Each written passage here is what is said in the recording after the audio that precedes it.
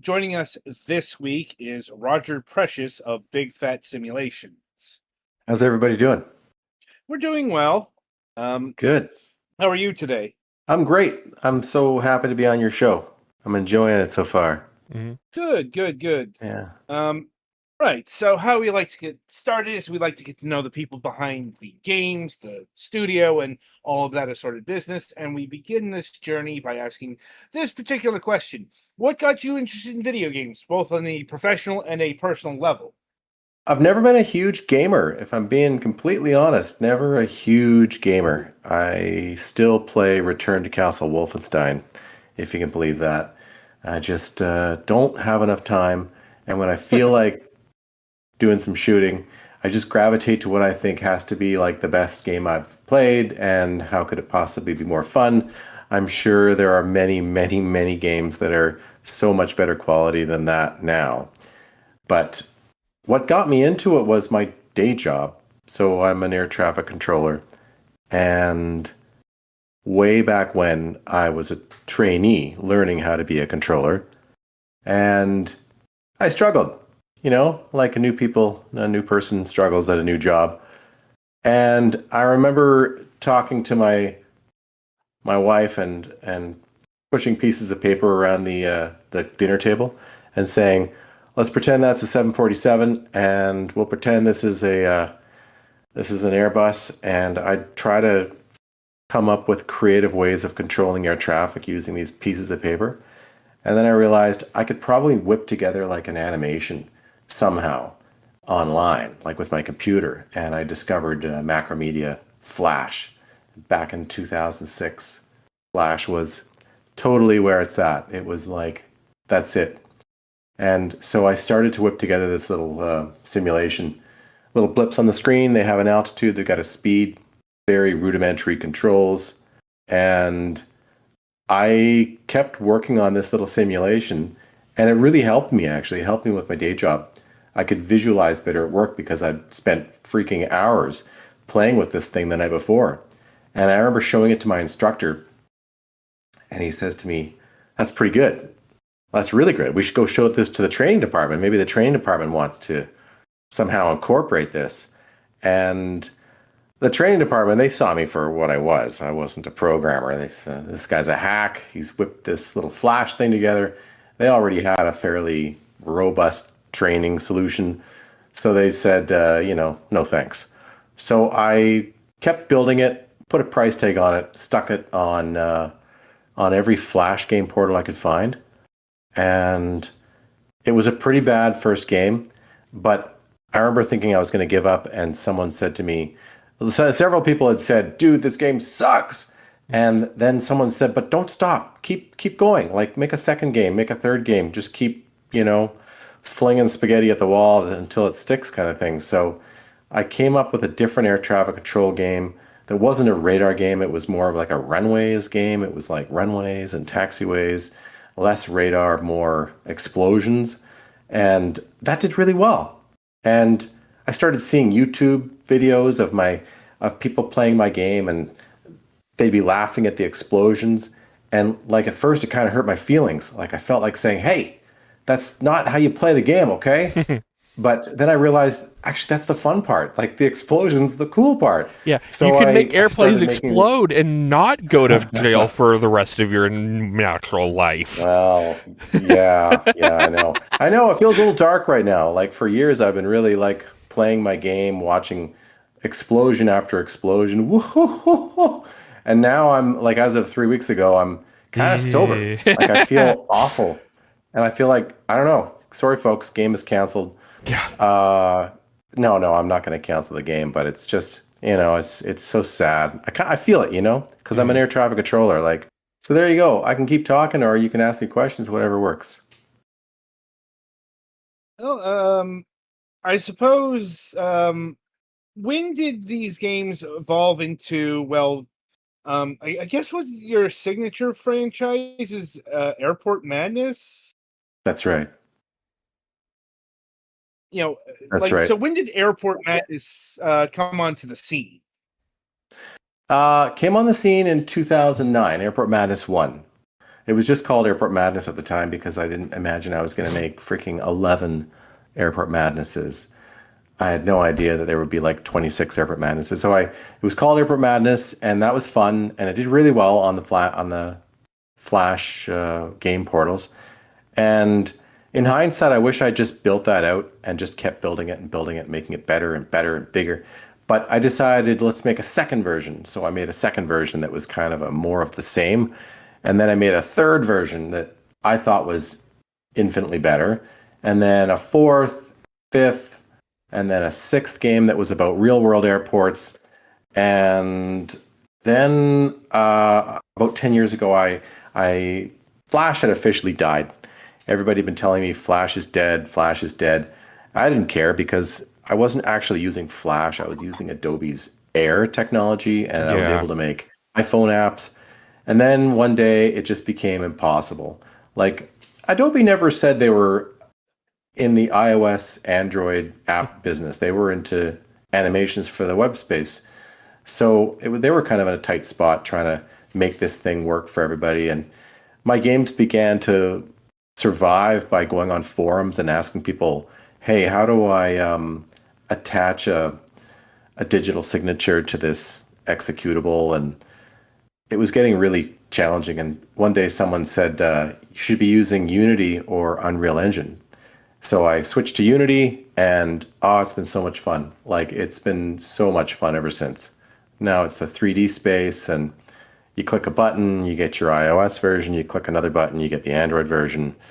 And so a much better game dev platform. A lot of my graphics, they're not. What's that? A bit surprised there. A lot of Flash developers went over to HTML5. Is that right? Yeah, I guess so. I guess I could have done that. Hey, I was really intent on going 3D. I really wanted 3D, and I wanted it for iOS and Android, and just seemed like everybody was pointing me to that using Yeah, I Unity. guess it also depends on your use case. Like something like this would be better served in a 3D environment compared to something more 2D, which what HTML5 is a little bit more geared towards now. Yeah. For performance, you mean like in a browser? Yeah.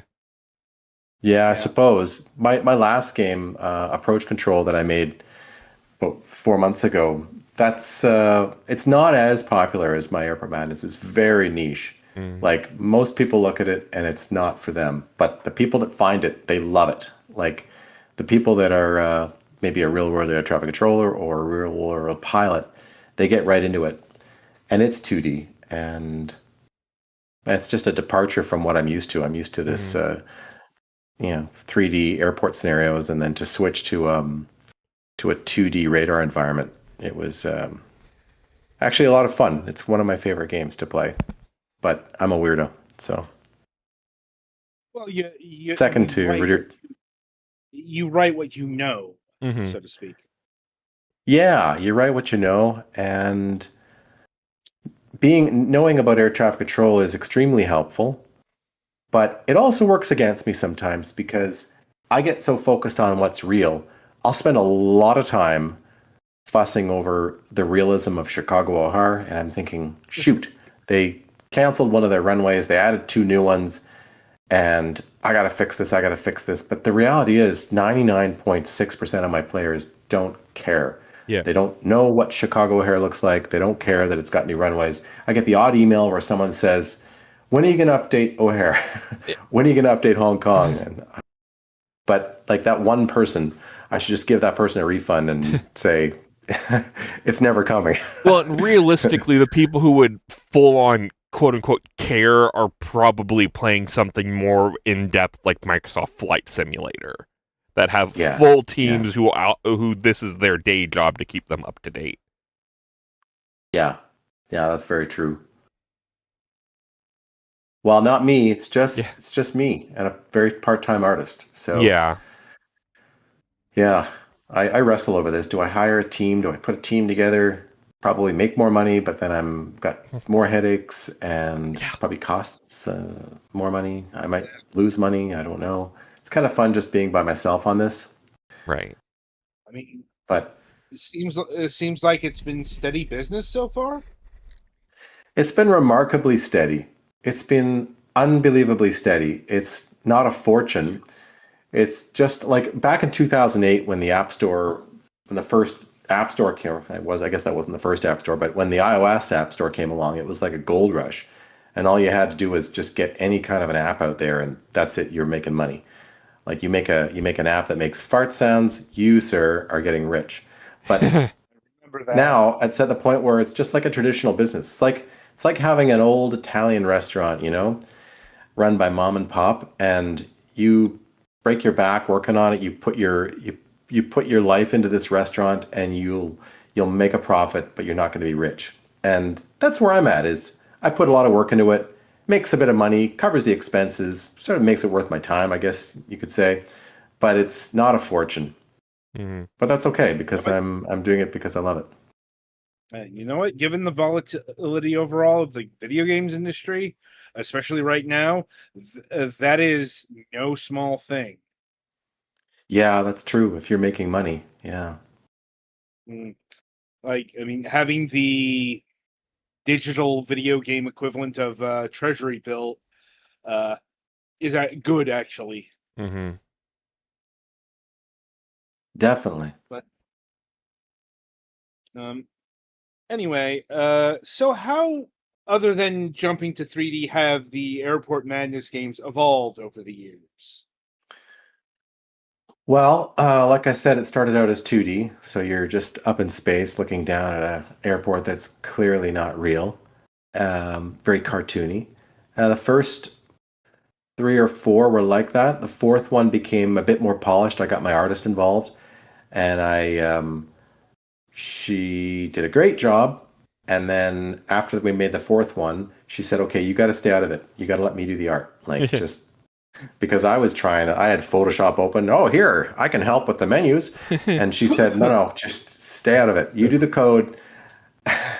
So I let her do all the art, and I think the game started to look better and better. I made a fifth Airport Madness that was called, it was about a time machine where you're at an airport in 1925 and it evolves over 50 years.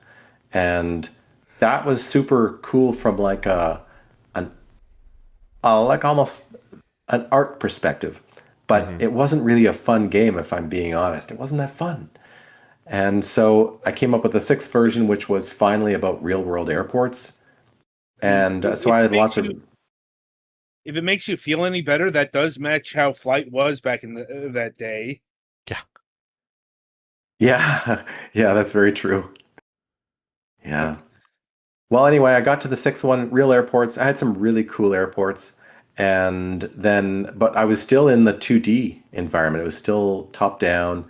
And I kept promising everybody that I was going to make a 3D version. And I had no idea how Yeah. Flash was going to handle it. Like my computer was going to like melt or something when I tried to do that.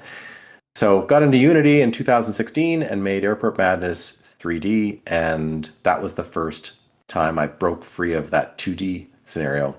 And I continued to make real world airports, and I made 9 of them on that volume, and then I decided to create a second volume for no other reason than here's a bunch more airports. The two games are virtually identical, but with different airports. And I don't know if that was smart or not, but that's what I did. And what I'm working on now is called Airport Madness Evolution. And people are accusing me of making my old Airport Madness time machine all over again. But I think this one's cool because it's not spanning time. It's just an airport that evolves. Like the airport starts, you're in the jungle, and you're clearly, it's clearly like a cartel type of operation. You've got these twin otters landing and picking up strange looking packages and taking off, and then they make the runway bigger. We add taxiways. Then we need a bigger parking lot. Then there's gates being added, and then another runway and another terminal. And it evolves from this cartel type operation into like an international. And you're right at the gateway to the jungle. You're right there at the Sumatra jungle, and like you feel like you're going to get eaten alive by tigers or snakes or something when you're playing the game. I think it'll be a good one if I ever finish it. Yeah. What's the state of completion? The state of completion is I promised June 26th, but I'm thinking, how do I break this to everybody? I don't know. I've had a few problems. Like it's still built on some of my original code, and it's really bad code. So I'm rewriting it very carefully. And how far do I go? I've basically restructured all my code, and now I'm not familiar with it. And coders get this sort of, or video game developers get writer's block sometimes. At least I do, where I'm just kind of, I don't feel like I can get into it. And so sometimes I just need to kind of take a retreat for a week. But I'm really trying to get this sucker done, and it's my hope that it'll be sometime in July. Yeah, that's the plan. This is the kind of thing that the reason why most companies out there will not reveal a release date until they're almost absolutely sure. Yeah. I was at GDC and in San Francisco, and everybody was saying, look, you've got to have a release date. You got to get the product page up there on Steam like 6 months early. And if you don't, then you're not going to be successful. So it's really hard to do everything. It's hard to know that there's this date that's coming up and then hit that mark. So I'm really just I'm just one person, and I'm building, and probably annoying people who happen to like the game. Statistically, there've got to be 3 or 4 of those people, and they're going to be disappointed that it didn't arrive when I promised. But when it does get completed, I think it'll be a nice game. I think it'll have the qualities of a fun game. I mean, as long as people aren't getting angry and sending bad messages to you. Yeah, I get a few of those. Yeah, I need, like, after I get a bad email, and sometimes people are just unbelievably rude, and I have to tell myself this is like a 12-year-old that's really upset because he just blew $4, which is probably all the money they had on a level in my game, and for whatever reason they're not happy. And so I get these emails, and it usually takes me like 10 or 11 positive emails before I feel like I'm breaking even again. Tough. It's tough when someone says, you're not good at what you do. It's really, really tough to hear that. But, oh well, can't take it too personally, I suppose.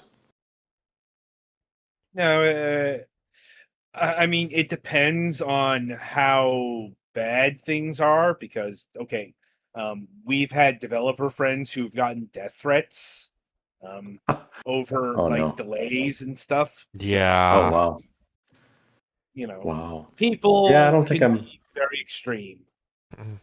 Yeah, they can. It's mostly noise, but I guess I'm not quite there yet with the death threats. Yeah. We hope you never are. Yeah.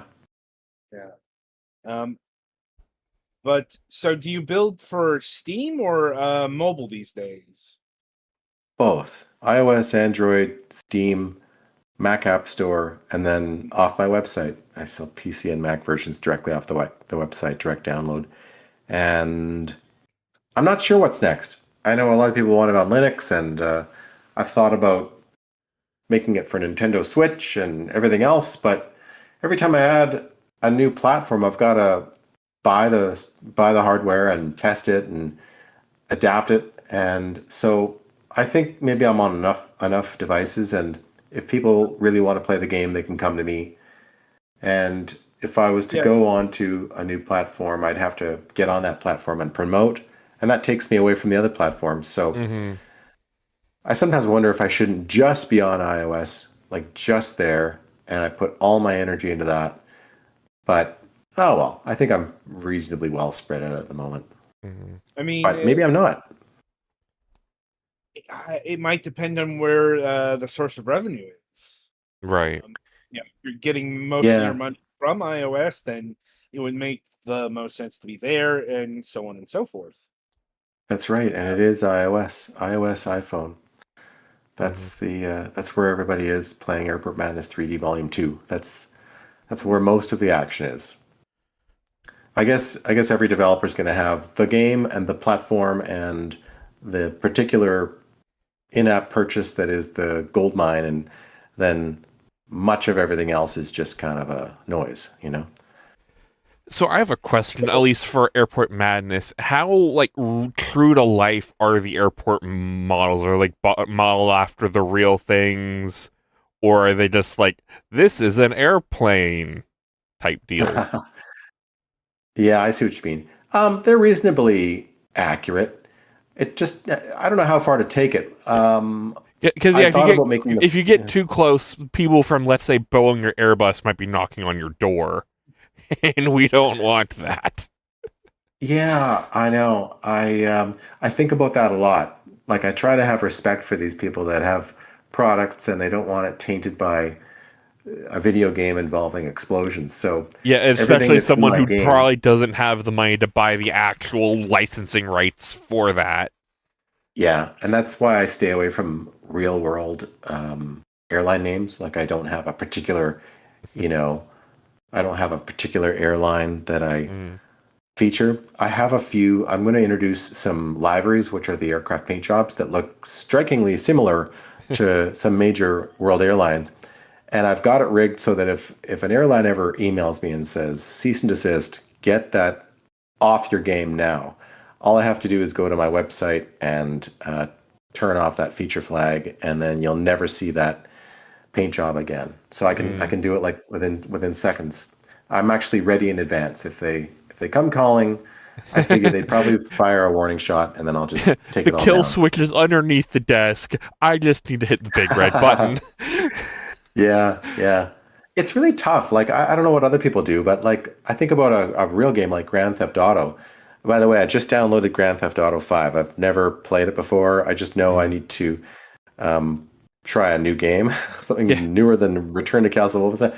So I'm going to try it, but I know that it shows real world stores and all yeah. kinds of brands. So I wonder how they handle it. Well, to be fair, Rockstar, especially at that point, had money. They paid for Oh yeah. licensing rights. Oh really? So they didn't just go and put like Denny's restaurant in the game without getting a license for it. Oh yeah, no, they very much so. They have like the licensing rights for that. That's why for a little while, was it GTA 4 that was delisted?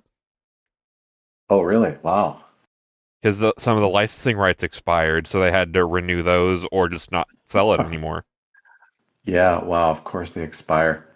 Oh, that makes it tough. Yeah, It's tough to make a game, you know? Tough to make the game, then it's tough to sell the game, and then if you're really successful, then people say, hey, make that's my, more. yeah, or they say, hey, Yeah, that's my product that you're featuring, so take yeah, that off of your game. yeah. You owe me money. Wait, what? Yeah, I know. Here's all the money that I made ever in the world. Here you Yeah. go. I see you're playing my approach control on your screen there. I have Yeah, that was the the cheat. footage rolling from the Right, Google right. Drive. You're not actually playing it, I see. Yeah. Yeah. Well, that's the game I released 4 months ago, and Mm. it's been okay. It's not a big player. It's not a big game. It's not for everybody, obviously, but real world pilots, they email me and they correct me on a lot of things. They say, well, hey, how come there's no this and there's no that? Yeah.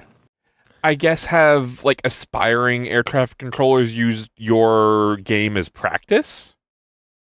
Yeah, in fact, that's why I made this approach control that you're seeing on the screen right now. This was essentially it's version 2 of my very first game. I made a game many, many years ago, and I got several emails last year from people saying, "Hey, I love your game. I like that game, but I want you to know that there's this broken button, and I want you to know the icon doesn't work anymore." And I finally got an email. It was like the sixth email I'd gotten in just a few months, and someone said, "Hey, I just wanted you to know that I've been an air traffic controller for 10 years, and back in the day in the school, my friends and I would project your game on the screen, and one of us would be the keyboard and mouse, and then somebody had to stand up and say, American 162, turn left heading 180, maintain 3000." And so that he was thanking me for that. And I decided that's it. That's it. There's enough. I looked at the earnings, which weren't great, but I thought, I'll bet in 100 hours flat, I could have a second version of this game up that would be a lot more polished. And so that's what I've done. I've recreated it entirely, and I've added a bunch of features. And there's a lot of it in there that no one's going to care about, but I care about, and a real world air traffic controller would care about, like wake turbulence separation criteria and the difference between true airspeed and indicated airspeed, which means nothing to anybody, but to an air traffic controller, that's huge. That's like, oh, this guy nailed it. Like, that's real. The difference between somebody, hitting the ground and landing safely. Yeah, that's right. Yeah, that's right. But again, this is where being a real world air traffic controller sometimes works against me as a game developer because I get almost OCD. I'll say that compression doesn't look right. They're not slowing down properly. I need to spend 8 hours tweaking this. But the player probably couldn't care less. They probably don't care. Unless they're actually already a traffic controller or going to school to be one, they just see blinking boxes moving across the screen, essentially. Yeah. I don't know. I guess it probably looks kind of boring to someone that isn't into aviation, but like as a real world controller, it's such a fun job. It's like I always say it's a sport. It's like, it feels like a sport. Like we're competitive and we all think we're better than everybody else when we're working. Like I'll plug in, I'll show Jim who's the controller here. And so when I made this game, it's all about who's the best, who can run them the fastest, the tightest. And I feel it, but I don't know if a newbie, someone that's new to air traffic control, is really going to get it. But there's definitely a finite amount of airspace and time, and the planes, if you don't land them fast, they tend to kind of back up, and the game ends pretty quick. Yeah, and it's like with this, if you mess up, you can hit restart. If this is your job and you mess up, bad things happen. Gosh. Very, very bad things. I'm still traumatized from Breaking Bad. That Albuquerque episode. Oh my gosh. That just hit a nerve for me. Never mind dead bodies in a bathtub. It was like that was scary seeing that radar portrayal of a midair. Yeah. Do you have anything else, Adam? No, outside of asking, so outside of Airport Madness Evolution, what's next for you? Well, I'm going to see how this goes. If people still have an appetite for all things Airport Madness, I'll come up with more versions. But if I get the sense that this is it, there's 12 versions of Airport Madness, then I'm excited to go forward on Runway Tycoon, which would be like an idle game where you get money and you add a runway, you make a bit of money, you add a taxiway, you add gates. And it's not like other tycoon games where you're building a beautiful airport with a terminal. This is all about throughput. It's all about like how many runways, how many taxiways. Yeah. Being efficient, not being pretty, basically. Yeah, it's just all about who can make the most money at being an airport manager. And it's going to be quite fictitious because I don't know what it's like to be an airport manager. Yeah. And maybe that's a good thing. Like, I was about to say, you probably don't want to know that. Oh, I know, because if you're too professional, if you're an airport manager and you're going to make a video game, the first 20 minutes is all going to be about, all right, let's focus on the capital gains exemption. Yeah. This doesn't sound like a fun game. I guess, like, for any of these, have you thought about, because I know there are bots that show like various airport like airlines going about. Have you ever thought about doing like an idle mode where it pulls from that data and just like have almost like a screensaver mode of like what various airlines are doing? It sounds like a great idea. I know that I don't know where all this information comes from, but I know that apps like Flight Radar 24, whether it's through licensing or what, they get the info and they get to show it to you. If I could get that info, I could convert it to make it look sort of like what you're seeing on your screen right now in my approach control game. And I think that would be really cool. Because I know could even generate. There are like some kids who especially have like interest in planes and may not be able to like think through like the actual airport control, but just being able to see the planes flying around. rough approximations would be cool, even just as like a little desktop app almost. That would be a great idea. Oh no, I've nice added feature passive. creep. Yeah, I know. You just added 2 more months to my release date. Sorry, guys, that's my bad. Oh, that's okay. It's a good idea. Mm-hmm. Yeah, nothing wrong with that. All right. I Well, don't think I have any ran more through my questions. game. Yeah, same. Okay. Galax, do you have anything? I think I'm good, thanks. All right. All right, Hey, guys. Roger. Well, thanks very much. Indeed, it was lovely having you. A nice change of pace. No, I really appreciate the opportunity. Anyway, the games are Airport Madness and Approach Control. You can find them on iOS, Android, Mac App Store, and Steam. So go and play one today.